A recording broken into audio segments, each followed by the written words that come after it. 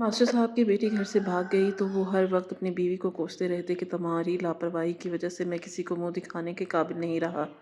कुछ दिन गुजरे तो मास्टर साहब जब भी स्कूल जाते पीछे पीछे उनकी बीवी भी घर से निकल जाती और मास्टर साहब के आने से पहले घर लौट आती तो मोहल्ले में बातें होने लगी कि पहले बेटी ने मास्टर साहब का मुंह काला किया, अब बीवी कर रही है। ये सुनकर मास्टर साहब ने बीवी को बहुत मारा और अगले दिन बीवी का पीछा किया तो उनके कदमों तले से ज़मीन निकल गई। बीवी और बेटी दोनों मिलकर, ज़रीना दुपट्टा सर पे ठीक से लिया करो। मास्टर साहब ने बड़े गुस्से से अपनी बेटी की तरफ देखा तो अपने बाप के गुस्से को देखकर ज़रीना थर थर काँपने लगी। हालांकि हर वक्त उसके सर पर दुपट्टा रहता था, लेकिन फिर भी मास्टर इनायत को बेटी का सर ज़रा सा भी नंगा नज़र आता तो चीखने चिल्लाने लगते, उसे डांटने लगते। वो बुरी तरह से घबरा जाती। आज भी ज़रा सा दुपट्टा सर से सरकने से वो ज़रीना पर बुरी तरह से धाड़े थे। सामने बैठी इफ़त कहने लगी, क्या हो गया है आपको? बच्ची ही तो है, अभी बच्ची 10वीं जमात में है और आपने इस पर इतनी ज़्यादा सख्ती कर दी है। मास्टर इनायत कहने लगा, तुम चुप रहा करो, बेटियों को सर ढांपने के रखना चाहिए। तुम्हें नहीं पता ये दौर कैसा चल रहा है, लड़कियों के सर पे दुपट्टा होना चाहिए। और ख़बरदार ज़रीना, जो तुम्हारे सर से दुपट्टा उतरा। ज़रीना को तो जैसे रंग ही उड़ा था, फ़ौरन से बावर्ची खाने में चली गई। इफ़त बेगम ने गहरी सांस ली और इफ़त बेगम मास्टर इनायत की दूसरी बीवी थी, जवान से 15 साल छोटी थी। बहरहाल उनकी पहली बीवी के इंतकाल को 15 दिन भी नहीं गुजरे थे कि जब मास्टर इनायत ने इफ़त बेगम से शादी की और ख़ुद भी एक बेवा औरत थी, लेकिन जवान जहान थी, खूबसूरत थी। मास्टर इनायत की निकाह में आई तो इसकी बेटी ज़रीना को अपनी बेटी से बढ़कर प्यार किया। इफ़त बेगम की अपनी कोई औलाद न थी, लेकिन मास्टर इनायत की आदत से वो बेहद परेशान हुई थी। जब घर आते तो ज़रीना पर चीखने चिल्लाने लगते। एक बार मोहल्ले में बंदर का तमाशा देखने वाला आया, जो भालू और बंदर का तमाशा दिखा रहा था। बाहर बच्चों का रश लग गया। सभी अपने घरों से बाहर निकलकर देख रहे थे, यहाँ तक कि ख़वातीन भी अपने दरवाज़ों पर खड़ी थी। जब इफ़त बेगम ने ज़रीना से कहा कि आओ हम भी देखते हैं, दोनों ही दरवाजे पर खड़ी बंदर और भालू का तमाशा देख रही थी। इतने में मास्टर इनायत स्कूल से वापस आए, जो एक गवर्नमेंट स्कूल में पढ़ाते थे। जब उन्होंने अपनी बीवी और बेटी को दरवाजे पर खड़ा देखा तो जैसे उनके माथे पर बल पड़ गए। गुस्से से तो उनका दिमाग घूम ही गया। जैसे ही ज़रीना की नज़र बाप पर पड़ी तो उसका बुरा हाल हो गया, फ़ौरन घर के अंदर चली गई। इफ़त बेगम ने जब देखा तो वो वहीं खड़ी रहीं। जैसे ही मास्टर इनायत घर के अंदर दाखिल हुए तो दरवाज़ा इफ़त ने ही बंद किया। आते ही मास्टर इनायत ज़ोर से धाड़े, तुम्हारा दिमाग तो ख़राब नहीं हो गया? जवान बच्ची को तुम दरवाजे पर लेकर खड़ी थी, पता नहीं क्या था तुम्हें कि कितने लड़के वहाँ पर मौजूद हैं। इफ़त बेगम कहने लगी, और वो अकेली तो नहीं खड़ी थी, आसपास की सब लड़कियाँ खड़ी थीं, औरतें सब देख रही थीं। और वो लड़के क्या इसे खा जाएंगे? ये पहला इत्तेफाक था जो शादी के बाद इफ़त बेगम के साथ हुआ। मास्टर इनायत कहने लगे, अगर दोबारा तुम या ज़रीना मुझे दरवाजे पर खड़ी नज़र आई तो तुम दोनों की टांगें तोड़ दूंगा। इफ़त, खुदा का बेहयाई फैला रही हो। अब क्या तुम मेरी बेटी को लड़कों के सामने ये दरवाज़ों पर खड़ा करके रखोगी ताकि जिसका दिल चाहे वो मुंह उठाकर इसे देखता रहे? देखो, मैं ये सब चीज़ें बर्दाश्त नहीं कर सकता। ना तुम खड़ी होगी और ना ही ज़रीना खड़ी होगी। ज़रीना तो अपने कमरे में पूरी की पूरी थर थर काँप रही थी। इफ़त बेगम के माथे पर भी बल पड़ गए। इतनी बड़ी बात तो नहीं थी कि जिस पर बेटी को यूं डांटा जाता या मना किया जाता। बहरहाल इफ़त बेगम ने खाना गर्म किया। ज़रीना के तो हलक से निवाला नहीं उतर रहा था।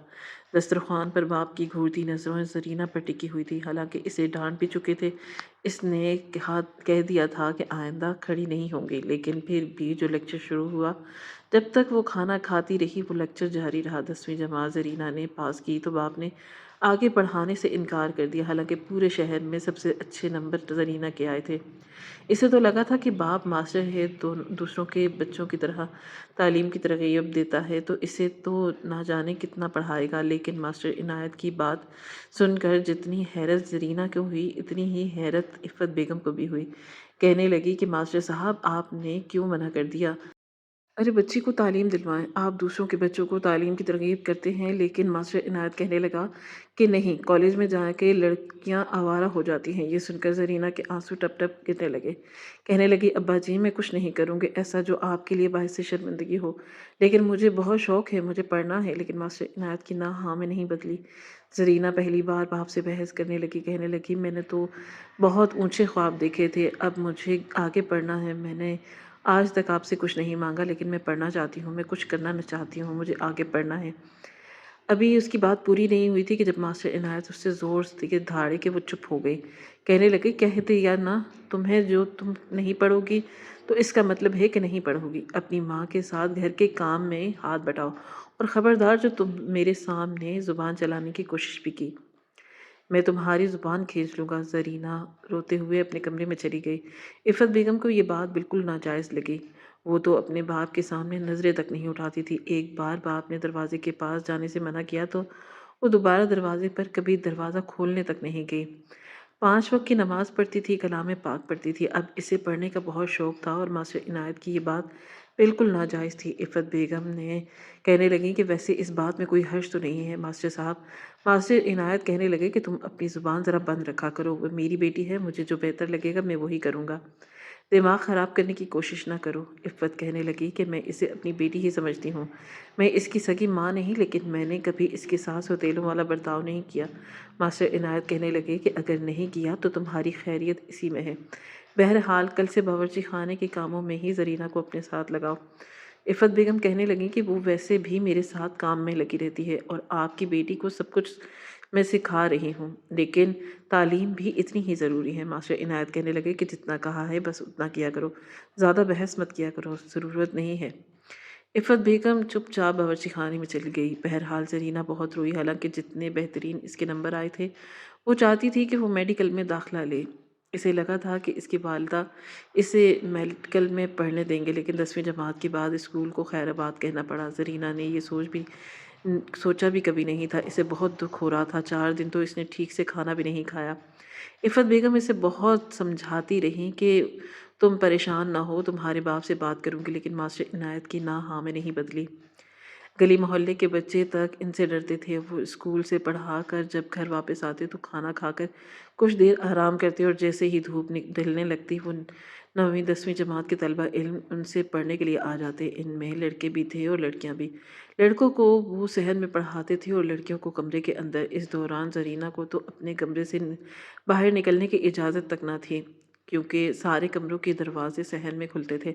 बहरहाल कुछ ही देर में वो लड़कों को सवाल जवाब समझाकर इस कमरे में चली जाती जहाँ पर 4-5 लड़कियां ट्यूशन पढ़ती थी और वो उन लड़कियों को भी पढ़ा देते। मैं इनमें से एक लड़की शाइस्ता भी थी, जो कि बहुत खूबसूरत, यहाँ तक कि मास्टर इनायत भी उसे बड़े गौर से देखते थे।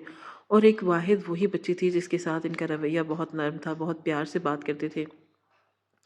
हालांकि इसकी वालिदा ने साफ कहा था कि वो ज़्यादा फ़ीस नहीं दे सकती और मास्टर इनायत को इस बात पर भी कोई एतराज़ नहीं था, लेकिन वो ये कहते कि सब बच्चों को छुट्टी जल्दी दे देते, लेकिन शाइस्ता को पढ़ाए रखते। फिर इसके पास बैठ जाती, इसे सोफ़े पर जहाँ वो बैठ जाती वो बैठी।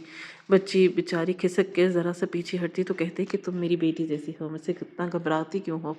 कभी इसकी कमर पर हाथ रखते और कभी इसका हाथ पकड़ लेते। वो लड़की बहुत नर्वस होती। बहरहाल मैट्रिक के बाद जब वो लड़की पढ़ने लगी तो आई तो मास्टर इनायत तो इसके घर पहुंच गए। इसकी वालिदा से पूछने लगे कि शाइस्ता पढ़ने क्यों नहीं आती। इसके वालिदैन कहने लगे कि हम आगे पढ़ाना नहीं चाहते, हमारे ख़ानदान में बच्चियों की शादी 10वीं जमात के बाद कर दी जाती है। ये सुनकर मास्टर इनायत कहने लगे कि ये तो बच्चियों पर जुल्म है। अरे जब तक बच्ची की शादी की उम्र ना हो जाए बच्चियों की शादी नहीं करनी चाहिए।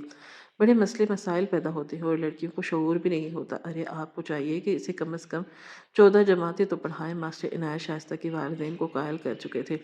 इन्हें अपनी बेटी को आगे पढ़ाना चाहिए और अपनी बेटी ज़रीना को पढ़ाने के हक़ में नहीं थे। ये बात शाइस्ता नहीं ज़रीना को पता चली तो इसे बड़ा दुख हुआ। एक गैर लड़की के लिए इसका बाप कितनी कोशिशें कर रहा था और वो तालीम हासिल करके और अपनी बेटी के बारे में वो इफ़्फ़त से ये कह चुके थे कि 1 साल के अंदर अंदर इसे सारी घरदारी सिखाओ ताकि इसकी जल्द से जल्द शादी कर दें। वो ये सुनकर अपने बाप की डबल पॉलिसी पर हैरान हुई। जो इन्हें अपनी बेटी के लिए पसंद न था, दूसरों की लड़की के लिए उस पर कायल कर रहे थे। शाइस्ता और ज़रीना हम जमात थी और शाइस्ता की ज़रीना से अच्छी खासी बनती थी। जब ये बात इफ़्फ़त बेगम को पता चली तो वो भी हैरान हुई। रात को सोते वक्त इफ़्फ़त बेगम ने ماسٹر عنایت سے کہا کہ شائستہ کے گھر والے بھی اسے آگے پڑھنے سے منع کر رہے ہیں۔ ماسٹر عنایت کہنے لگے کہ ہاں ہاں میری بات ہو گئی اسلم صاحب سے، وہ بیٹی کو آگے پڑھائیں گے۔ ارے بھلا یہ بھی کوئی بات ہے کہ 10ویں جماعت کے بعد بچے کی شادی کر دو، خدا کا خوف بھی نہیں ہے لوگوں کو۔ یہ بات سن کر عفت بیگم پہلے تو حیران ہوئی، پھر کہنے لگیں کہ آپ کو بھی اس بات پر غور و فکر کرنی چاہیے۔ یہ سن کر ماسٹر عنایت کو بہت غصہ آیا، کہنے لگے کہ دیکھو میری ساتھ زیادہ بحث مت کیا کرو، مجھے بحث کرنے والی عورتیں بالکل پسند نہیں ہیں، اور تم بحث کرو تو میری بیٹی بھی تمہیں دیکھ کر بحث کرے گی۔ ویسے بھی میں بیٹیوں کو زیادہ پڑھانے کے حق میں نہیں۔ عفت بیگم پھر کہنے لگیں کہ ایک طرف آپ بیٹی کو پڑھانے کے حق میں نہیں تو دوسروں کی بیٹی کو کیوں پڑھانے کی ترغیب دیتے ہیں؟ وہ کہنے لگے کہ بہت فرق ہے شائستہ میں اور زرینہ میں۔ عفت بیگم کہنے لگیں کہ کیا فرق ہے، مجھے بھی تو پتہ چلے، دونوں ایک ہی جماعت میں پڑھتی ہیں۔ زرینہ کو اس بات پر بہت دکھ ہوا، اس کا باپ دوغلی شخصیت کا مالک تھا، کیونکہ ایک بار شائستہ ماسٹر عنایت سے پڑھ رہی تھی اور جب ماسٹر عنایت نے کہا کہ تم بہت خوبصورت ہو، تم بالکل اپنی ماں پر گئی ہو، ورنہ تمہارا باپ تو سانولی رنگت کا ہے، یہ تو بتاؤ کہ تمہاری ماں اس کے ساتھ کیسا گزارا کرتی ہے۔ یہ سن کر اسے بہت برا لگا، واقعی شائستہ کی والدہ شائستہ کی طرح حسین تھی۔ ماسٹر عنایت کی نظریں ان دونوں ماں بیٹی کی طرف عجیب طرح سے اڑتی تھیں۔ یہ بات شائستہ نے ہی زرینہ کو بتائی اور پھر ماسٹر عنایت سے پڑھانا بھی چھوڑ دیا، حالانکہ اس نے شائستہ کے والد سے بھی پوچھا کہ بچی کیوں نہیں پڑھنے آتی، تو کہنے لگی کہ بچی کی مرضی ہے کہ وہ کالج تو جا رہی ہے لیکن کہتی ہے کہ وہ خود پڑھ لے گی۔ بہرحال ماسٹر عنایت زبردستی تو نہیں کر سکتے تھے، لیکن انہیں اس بات کا افسوس ضرور تھا۔ زرینہ کی نظریں اپنے باپ پر نفرت کے انداز سے اٹھنے لگیں۔ جو باتیں شائستہ سے بتائی تھی وہ سوچ بھی نہیں سکتی تھی کہ اس کا باپ ایسا بھی کر سکتا ہے یا ایسی حرکتیں بھی کر سکتا ہے، وہ بھی اپنی بیٹی کی عمر کی لڑکی کے ساتھ۔ بہرحال ابھی اس بات کا 6 مہینے ہی گزرے تھے کہ جب ایک اور لڑکی نے ماسٹر عنایت کا ٹیوشن چھوڑ دیا، اور اس لڑکی کو بھی ان سے یہی شکایت تھی کہ وہ بات بات پہ ہاتھ پکڑتے ہیں، اپنے ساتھ لگانے کی کوشش کرتے ہیں، اور کیوں لڑکوں کو یہ سب کچھ اچھا نہیں لگتا۔ زرینہ کو اپنے باپ سے نفرت ہی ہونے لگی۔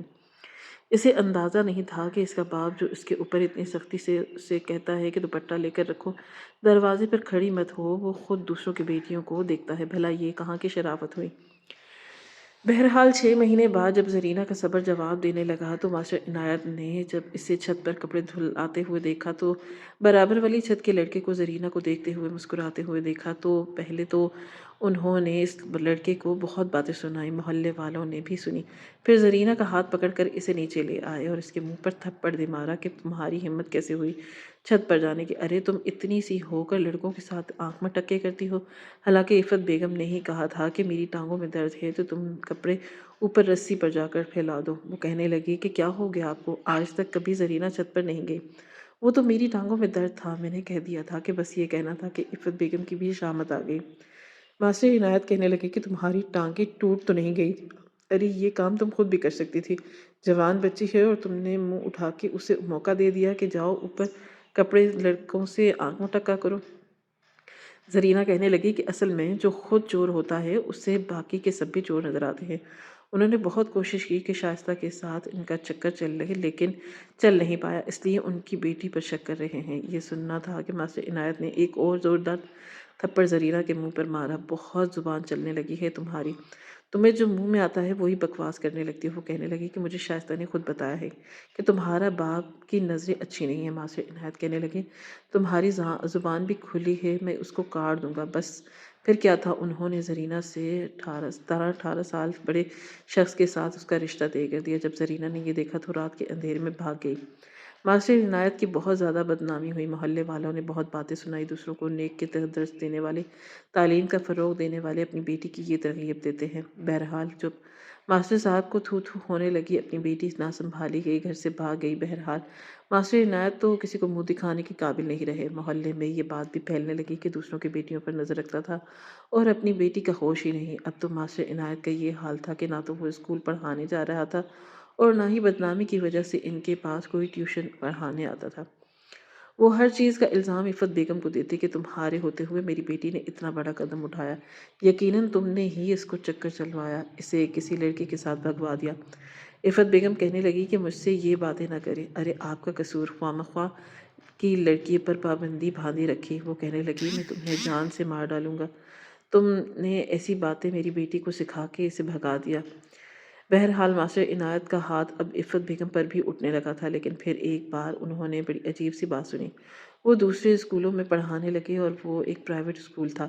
وہاں پر 2 شفٹیں تھیں، صبح کی شفٹ بھی اور وہ پڑھاتے تھے اور شام کی شفٹ میں بھی، اس لیے شام کے 6-7 بجے ہی واپس آتے۔ ایک بار گھر آئے تو محلے والے انہیں دیکھ کر آپس میں کانوں میں خسر پسر کرنے لگے۔ انہوں نے یہ بات نوٹ کی۔ گھر آئے تو عفت بیگم جلدی جلدی سے کھانا پکا رہی تھی، حالانکہ وہ دوپہر کو ہی کھانا پکا لیا کرتی تھی اور فٹافٹ سے روٹی بنا رہی تھی۔ ماسٹر عنایت کہنے لگا کہ ابھی تک کھانا کیوں نہیں پکایا؟ تم تو دوپہر کو پکا لیتی ہو۔ کہنے لگی کہ ہاں آج کچھ طبیعت ٹھیک نہیں تھی، لیکن اب تو جیسے یہ سب کچھ روز ہی ہونے لگا۔ ماسٹر عنایت گھر آتے تو لوگ اسے دیکھ کر ہنستے کہ دیکھو آ گیا، پہلے بیٹی بھاگ گئی، اب بیوی پتہ نہیں کہاں جاتی ہے، پورا دن گھر پر نہیں ہوتی۔ یہ سن کر ماسٹر عنایت کو عجیب سا لگا۔ گھر آئے تو فٹافٹ سے سارے گھر کی صفائی عفت بیگم کر رہی تھی، ساتھ ساتھ چولہے پر ہانڈی بھی رکھی تھی، جیسے سب کچھ عجلت میں ہو رہا ہو۔ وہ کہنے لگے کہ پورا دن گھر میں کیا کرتی رہتی ہو؟ میرے آتے ہی تمہیں صفائیوں اور کھانا پکانا یاد آ جاتا ہے، لگتا ہے کہ جیسے دن بھر تم گھر پر نہیں ہوتی۔ یہ سن کر عفت بیگم کی رنگت اٹھ چکی تھی۔ ماسٹر عنایت کو کچھ شک ہونے لگا۔ اس کے بعد انہوں نے عفت بیگم کو کچھ نہیں کہا، لیکن ایک بار اسکول کے لیے نکلے مگر اسکول نہیں گئے، چپ کر دیکھنے لگے۔ 1 گھنٹے بعد ہاتھ میں ایک شاپر پکڑے عفت بیگم گھر سے نکلی۔ مین روڈ پر جاتے ہی انہوں نے ایک رکشہ روکا اور اس میں بیٹھ گئی۔ ماسٹر عنایت نے بھی اپنی موٹر سائیکل اس رکشے کے پیچھے دوڑانی شروع کر دی۔ دیکھا تو رکشہ ایک چھوٹے سے مکان کے سامنے جا رکا۔ جلدی سے عفت بیگم نے دروازہ کھولا اور جیسے ہی اندر گئی تو پیچھے سے ماسٹر عنایت گھر کے اندر داخل ہوئے تو حیران رہ گئے، کیونکہ وہاں پر زرینہ تھی، جس کے لیے کھانا اور کپڑے عفت لے کر گئی تھی، اور وہ کتابیں پھیلائے بیٹھی تھی۔ کہہ رہی تھی کہ 11ویں جماعت میں ٹاپ کروں گی، دیکھ لینا اماں، پڑھ لکھ کر ایک اچھی انسان بنوں گی۔ عفت بیگم کہنے لگی اگر میں تمہیں یہاں نہ چھوڑتی تو تمہارا باپ تو کسی بڈھے کے حوالے تمہیں کر دیتا۔ یہ دیکھ کر مسٹر عنایت کو ہوش آئی تھی۔ جس بیوی اور بیٹی کو وہ بد کردار سمجھ رہے تھے، وہ عورت اس کی بیٹی کو اچھی تعلیم دلوا رہی تھی اور پورا دن اس کے ساتھ رہتی۔ شام کو وہ واپس آتی۔ عفت بیگم اس کو کہنے لگی کہ دروازے کو اچھی طرح سے اندر سے لاک کر لیا کرو، میں صبح ہوتے ہی پھر سے آ جاؤں گی۔ آج کل تمہارے باپ کو مجھ سے شک ہو گیا ہے، اس لیے ہو سکتا ہے میں جلدی چلی جاؤں۔ لیکن جیسے ہی دروازے کے باہر جانے لگی تو سامنے ماسٹر عنایت کی آنکھوں سے آنسو بہہ رہے تھے۔ اپنے باپ کو دیکھ کر زرینہ پریشان ہوئی، لیکن وہ اندر آ کر اس کے سر پر پیار دینے لگے۔ کہنے لگے کہ میں غلط تھا، میں نے تمہیں غلط سمجھا، آج تک جو غلطی کر رہا تھا کبھی نہیں کروں گا اور تمہیں بھی اچھی تعلیم دلواؤں گا۔ ماسٹر عنایت نے اللہ سے سچی توبہ کی اور اپنی بیوی اور بیٹی کو گھر لے آئے، اسے میڈیکل میں داخلہ بھی دلوایا اور آج زرینہ بہت اچھے میڈیکل کی ڈاکٹر بن چکی ہے۔